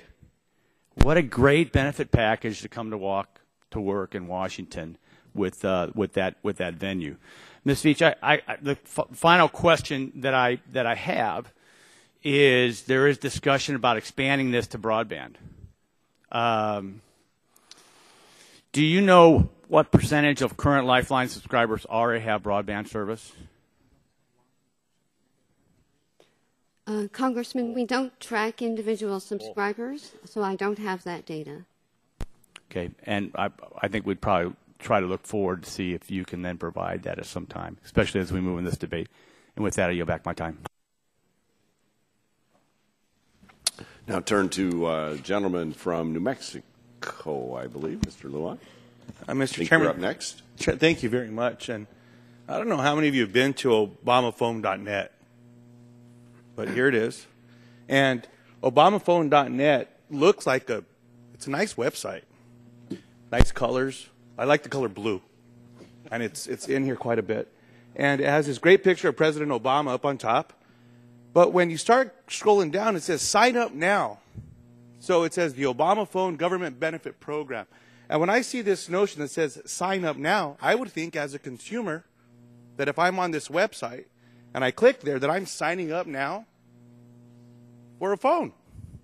But if you scroll down to the bottom of this website, and I'm glad I have good eyesight because it's really small, it says ObamaPhone.net is an independently owned and operated website that is in no way affiliated with the United States government, departments within the federal government, or any state or local jurisdiction located inherently therein.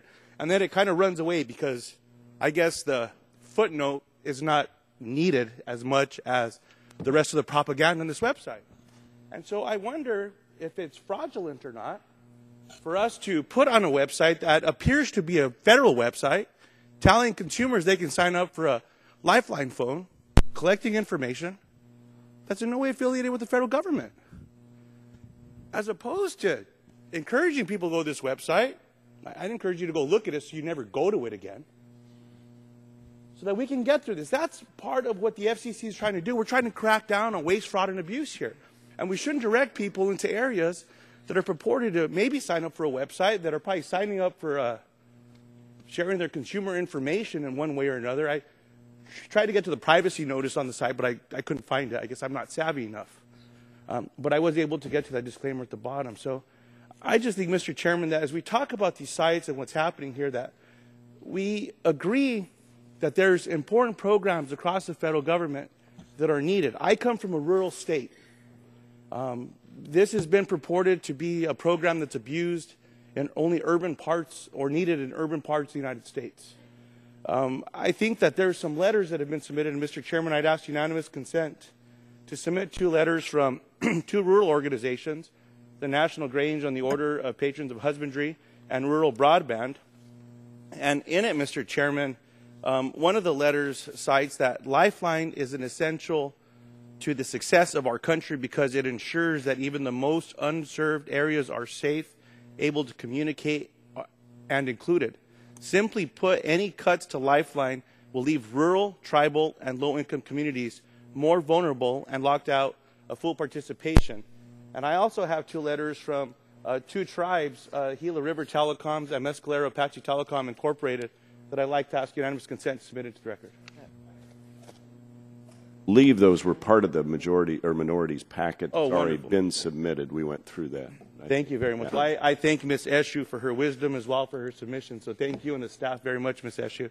And so with that, Mr. Chairman, I want to have a few questions to Mr. Jones, and I appreciate you being here, Mr. Jones, having been a former member of NARUC myself when I was fortunate to be part of the New Mexico Regulatory Commission, which is the equivalent of utility commissions across the country. You stated in your testimony that the ability of some states to audit and or investigate waste, fraud, and abuse may be hampered by rules or laws limiting or altogether removing states' authority over wireless companies. Could you explain how that could be the case? And with the concerns in some states, what can NARUC do to help ensure that states will adopt stronger policies in those areas where maybe we see rules that aren't as strong? Congressman, that mainly refers to many state statutes across the country. Largely, I think, with Mr. Gutman-McCabe's companies that have gone and lobbied state legislatures to prohibit PUCs from regulating or having anything to do with wireless service. The laws are written a little bit differently, but it makes it very difficult for state PUCs to have jurisdiction over things like E911, TRS, high-cost funds, or universal service. So that prevents us. And also 214E, Section 214E, that governs eligible telecommunications carriers. That's the federal statute that we operate under. It's written very broadly, and it doesn't specify the type of technology. So this has been the subject of litigation in many states where some of the wireless carriers push back on us. What can we do? We can work with, I think the best thing we can do is work with Ms. Veach and her colleagues at the FCC through the joint board process, where we deal with these difficult issues. They have better access to information on cost and all sorts of things than we do. And in that confidential setting of the joint board process, I think we can get at some of these issues. Mr. Chairman, thank you so much. I know my time's expired. I have some other questions I'll submit to the record. I was so compelled with the Obamaphone.net, Mr. Chairman, that I had to use a little bit of my time to talk about that wonderful website. Thank you very much. Appreciate the gentleman's questions and comments. We'll now turn to Mr. Terry for 5 minutes. Thank you, Mr. Chairman. To Mr. Feiss, at least in the state of Nebraska over the last couple years, we've seen now 51 different Lifeline providers apply with our PUC in Nebraska. Are you seeing the same explosion of I'm putting fictional quote marks on competitiveness and competition in Montana? Congressman Terry, we have 2 pending applications for Lifeline-only prepaid wireless support. 2? Right. And Nebraska has 51 over the last couple years. Huh. Only 2. That's interesting. Mr. Jones, is NARUC seeing that level of explosion? And this builds, the next part of that question is, how do we determine what the appropriate price line is? Because if there's 51 carriers coming into Nebraska to get their $9.25 per phone, there's a hell of an incentive going on. Right. We have designated 6 wireless ETCs for support with the wireline, and I think we have, I'm going to up the ante that Mr. Feiss said, I think we have 8 or 10 pending before our staff right now. So we've designated 6. On the wireline side, we have many more wireline carriers. But to put this in perspective, of the eligible low-income households in the state of Washington, even with that support, we are only reaching 33% of the low-income people in our state. That's Lifeline, wireless, everything together. So as Billy Jack said, if we want to get to 50, 60%, if that's a valid social goal, have people connected for these valuable services, we have a long ways to go. But obviously it costs money. What can we do to get at the cost? It's really with the FCC, I think. The FCC has the ability to determine if the $9.25 per month is appropriate or not. So, Ms. Veach, how do you reply?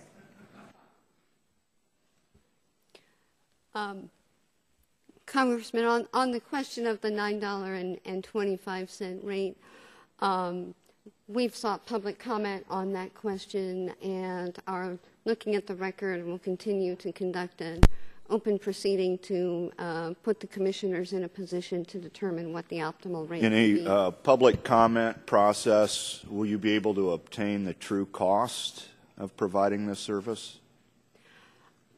I think there are different types of services. As we've heard, there are wireless services as well as landline services. All right, so for the variety of services, are you going to be able, in a public comment setting, obtain cost information?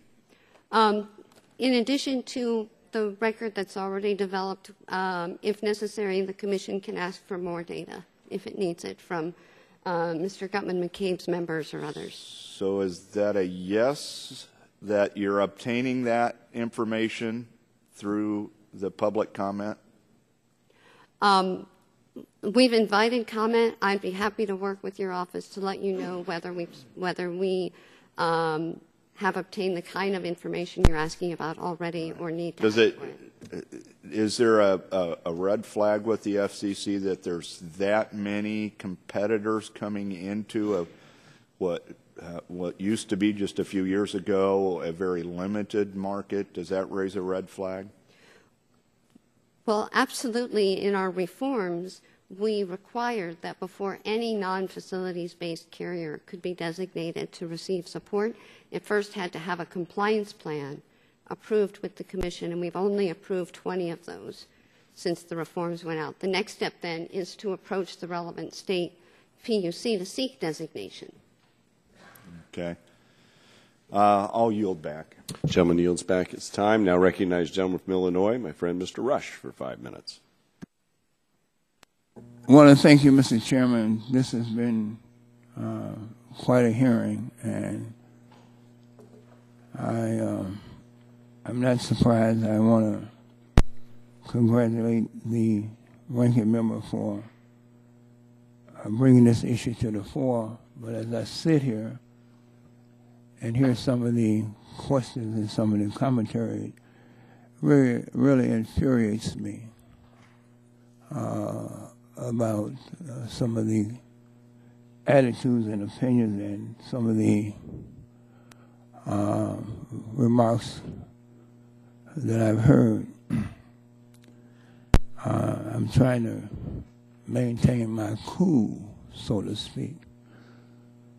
But first of all, Mr. Chairman, there are some letters that I would like to enter into the record, and some of them may be included, but I'm told that in your package, but I'm told that they aren't included, and we have a statement from the NAACP, the Leadership Council on Civil Rights and Human Rights, the United Church of Christ, the National Organization for Women, the Asian American Justice Center, Disability Rights Education and Defense Fund, and from the CWA, and I like those included in the record. Without objection.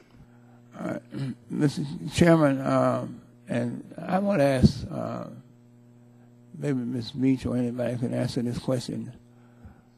Was there any noticeable uptick in the Lifeline Services Program during and immediately after Hurricane Katrina?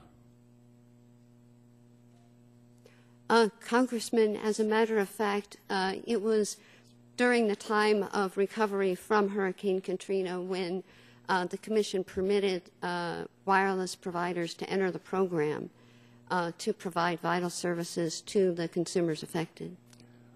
Well, this notion of this service or these phones being called an Obama phone, what do you think is the rationale behind it?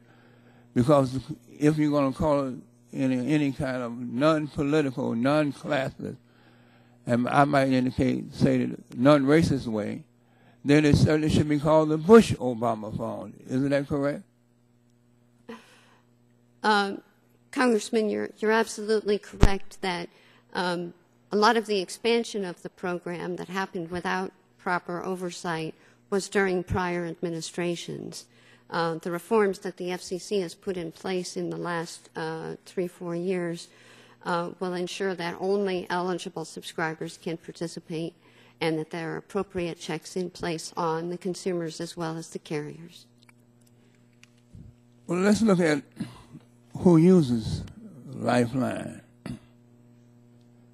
It's certainly not just members of citizens in urban centers. This program supports older Americans. One carrier reported that 47% of its users are 50 years old and 16% are over 60. Now, I know, because that's my age category, I like music, but I'm not too fond of rap music. So for this service to be characterized as being or associated with something called Obama rap, what do you think about that?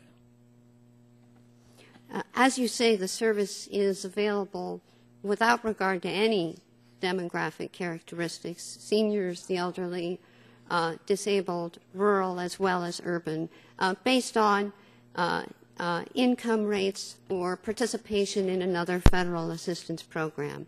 It's available in all 50 states. Let me ask, I see my time is winding down and I have a lot of other questions along this line, but is there any of the witnesses at the table, are you aware of any increase in mobile phones in Afghanistan? No, sir, I'm not. I can't answer that question. I was at a meeting earlier today with an expert, and there is an increase in mobile phone use in Afghanistan. And my understanding that it is federally subsidized. to a great extent, it's very subsidized. So our taxpayer dollars are going to Afghanistan to increase mobile phone usage in Afghanistan. But here we are making much, and some of it legitimate, much ado about possibly job seekers. 26% of users reported by one carrier are unemployed, and 62% are employed on only a part-time basis. 52% of the subscribers are Caucasian, 30% are African American, and 10% are Hispanic. I mean, we're making much ado about something that that's been a fairly good program. The subject of this hearing is the Lifeline Fund, money well spent, with a question mark. My answer to that is yes, it's well spent. Maybe some problems, but I think the FCC is moving to address the problems. I think they should be commended. But whether this program should be capped, no, it should not be capped, especially when the unemployment, when the number of poor people in this country is on a dramatic increase. Then why would we try to cap this particular program? Mr. Chairman, I yield back. I just want to, I don't like the message that's emanating from this hearing, and I think it's offensive to the best interest of the American people. I yield back. Thank the gentleman's comment. We appreciate his comments. We're just trying to get to the truth and the answers, and that's why it's a bipartisan hearing. So I appreciate your participation. We'll now go to the gentleman from Louisiana, Mr. Scalise, for 5 minutes. Thank you, Mr. Chairman. I appreciate you having this hearing. It's a very important hearing to have dealing with a program that's had a history of fraud and waste and abuse. And this program is the kind of program that really angers, I know, a lot of my constituents, and I'm far from alone when I talk to colleagues of mine from all across the country, whether you want to call it an Obama phone or a free cell phone or whatever it is. It's a program that the federal government has set up that taxes. What about a Bush Obama phone? Whatever you want to call it. Regular order, it's a free. It's a free phone to some people that's paid for by other people, and those other people that are paying for that service, when they see the fraud and abuse and the waste in this program, get incredibly angry. And to discount that anger of hardworking taxpayers who are seeing their cell phone bills go up, knowing that some of that money is being used to pay for somebody else to get free cell phones, in many cases in violation of the law itself, they have a right to be angry. And their anger is very justified when they look at the dramatic increase over the last few years of the cost of this program. And I want to ask you, Ms. Veach, because it's being considered by some, and there's legislation filed to expand this into broadband, I think that should tell you that if they filed a bill to expand it into broadband, it means that the law shouldn't currently allow you to provide broadband services for free to some people at a cost to other people.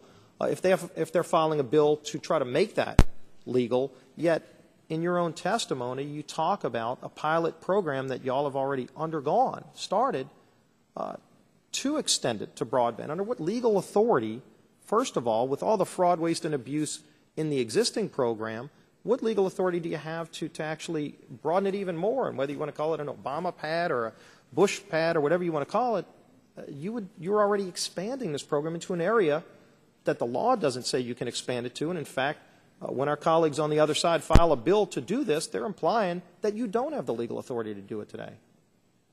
Where is that legal authority coming from? Thank you, Congressman. As you say, we have taken a small piece of the savings from the other reforms. How much? $14 million to initiate a broadband pilot that will inform us by testing different technologies, different types of speeds and so forth to see what we can do to Under what, you tell me what you're doing. What legal authority do you have to do it? $14 million of money that should be in the pockets of hardworking taxpayers to lower their cell phone bill. And this is where we get to the overall abuse of the program, but also the overall public opinion of the program, because in Louisiana, a family of four making $35,000 a year is paying for this. They can't get the free phone. This is a family who made a decision.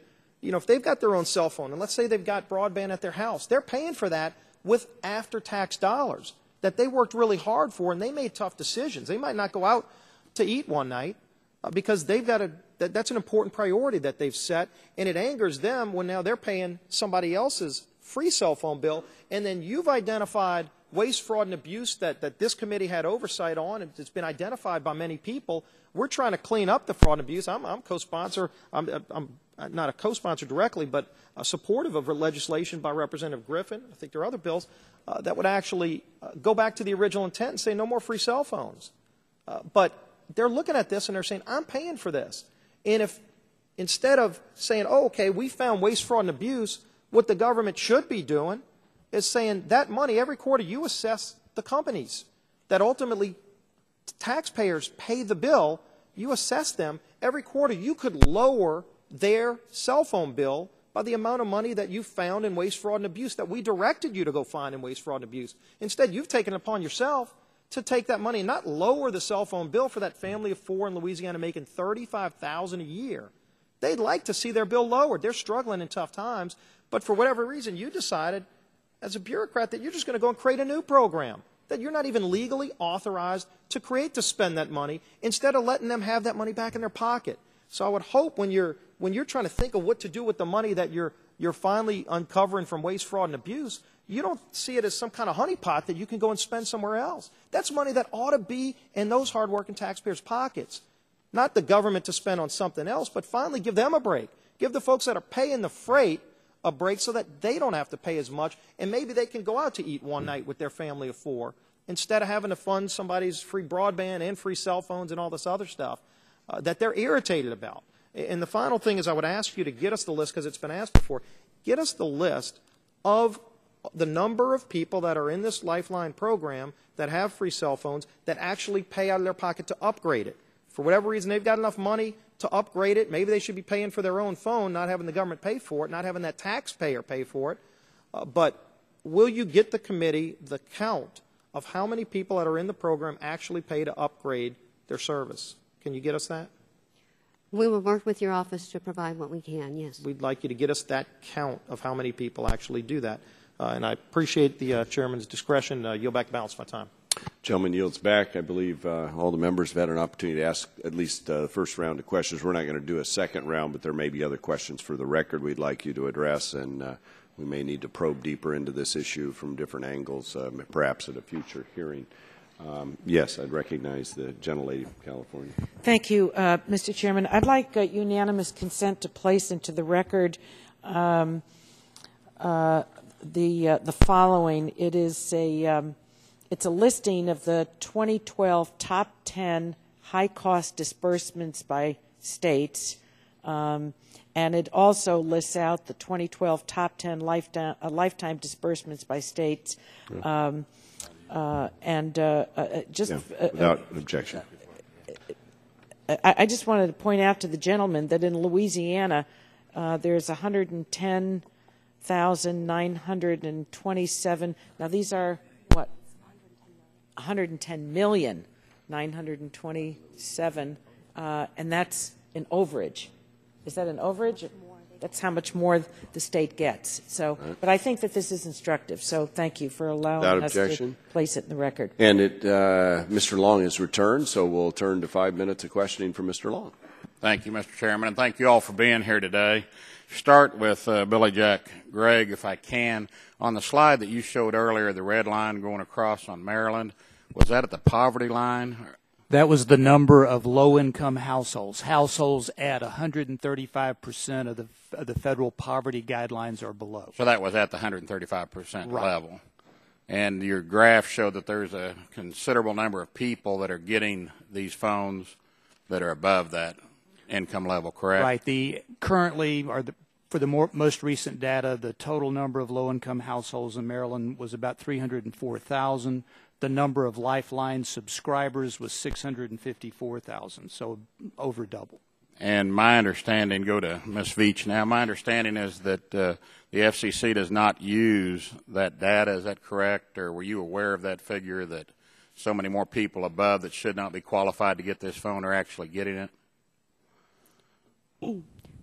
Congressman, I have seen the information that Mr. Gregg provided, and we have also taken actions to ensure that only customers who are eligible to sign up and only one customer per household will be able to sign up. And we have, in fact, notified consumers when we've identified that they have duplicate phones, that they're in violation of the rules and next time could be fined by the FCC for that violation.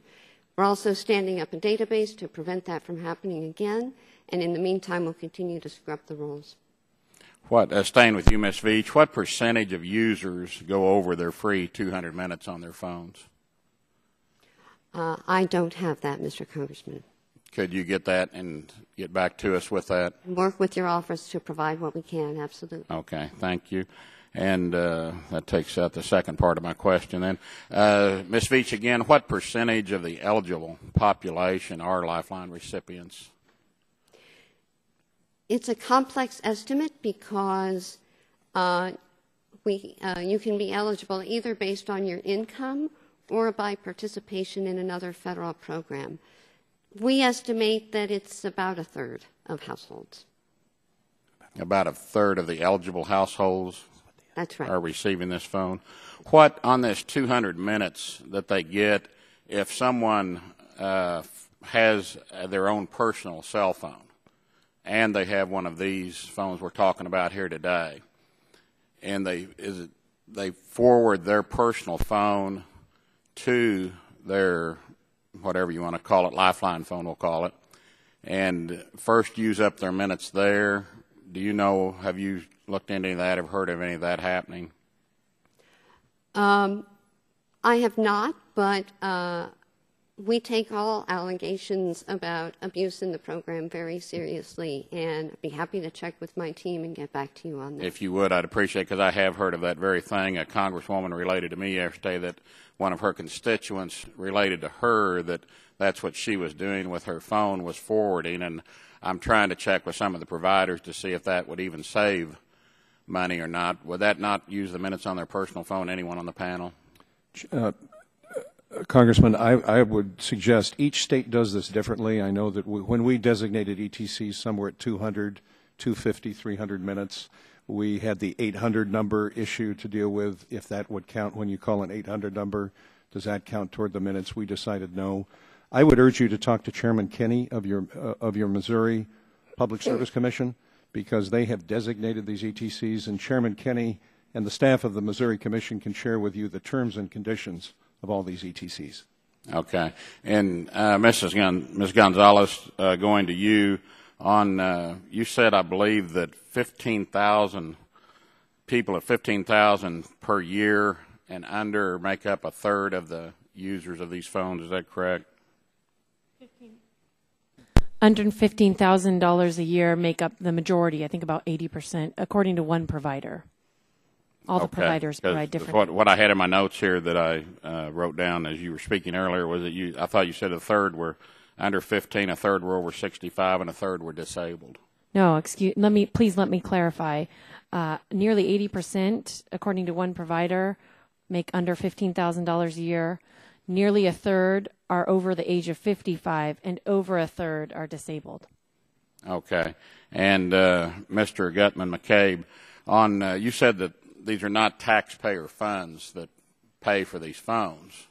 So clarify again who is paying for these phones? Sure. They come from the consumer and they go to USAC. So the carriers are given a percentage that they must pay, a number that they must pay. That money is that not passed on to their customers? It is passed on, but it's not a budget line for it. It's not a debt or deficit number. It doesn't touch the U.S. So it doesn't Treasury. show up in the 42% more than we're spending in this country right now than we take in every year. It's not in that figure. It's not in that figure. But it is. Okay. But it is taken out of the economy. It's from the people that. It's on although the bill. also put back into the economy. I'm sorry. It's on your bill, though. It's on your bill. It's paid consumer. by the consumer, but it's not a tax. It doesn't touch the Treasury. Yeah, but it's not a voluntary thing on your bill. The customer has to pay that if they want to keep their phone going. They do. So that money's coming out of the economy.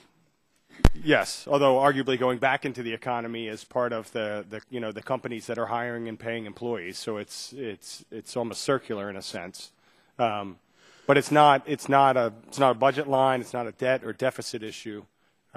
It's not targeted to any budgetary implication. Okay, but I am very concerned to see Mr. Gregg's figures for your benefit, Ms. Veach, where you have such a huge percentage of the people in the state of Maryland right next door here that have these phones that, unless his figures are inaccurate, are not eligible to receive the phones because they make way above the 135% above the poverty level. So I would hope that somehow you all could take what you're not doing now, take this information from Mr. Gregg and research that, and if you'll get back to me with those questions that I asked you earlier that you said you'd get to me, I appreciate it. And again, thank you all very much for being here, and Mr. Chairman, I yield back. Gentleman yields back the balance of his time. I think that wraps up our hearing. We appreciate, again, the testimony you've given, the information you've shared with us, the answers to our questions. I'm sure there will be additional questions that we may have back for you, maybe in a bipartisan way as well. So, again, thank you for your participation today, and our hearing is adjourned.